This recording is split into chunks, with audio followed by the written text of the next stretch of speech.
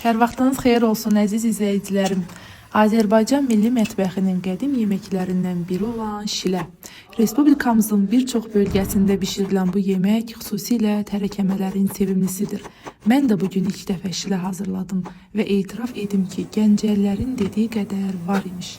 Əla dadı var. İlk olaraq ət və noxudu ocağa qoyub qaynamağa göndərdim. Bu arada kökü və soğanı doğradım. Ətin kəfini yığıb həm ətin, həm də noxudun duzunu əlavə etdim. Soğanı kərə yağı ilə qızılı rəng alana qədər qovurdum. Şiləyə ayrıca dad qatan turşunu zövqə görə kişmiş və ərik qurusunu da yuyub hazır saxladım. Ət bişən kimi 2 stəkan yarım uzun düyünü yaxşıca yuyub gözlətdim.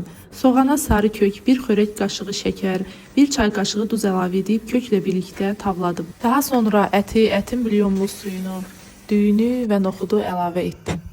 Sonunda duzunu da əlavə edib vamodda bişirməyə göndərdim. Suyu quruyana yaxın qovurduğum turşuları və doğranmış bir dəstə çüydü qatı bişirdim. Düzünü deyim, ilk dəfə üçün bu qədər gözəl alınacağını gözləmirdim. Çox dadlı oldu. Siz tərəflərdə şilə necə hazırlanır? Rəylərdə yazın əziz izləyicilərim. Abunə olun ki, növbəti yeməklərimdən də xəbəriniz olsun. Hələlik.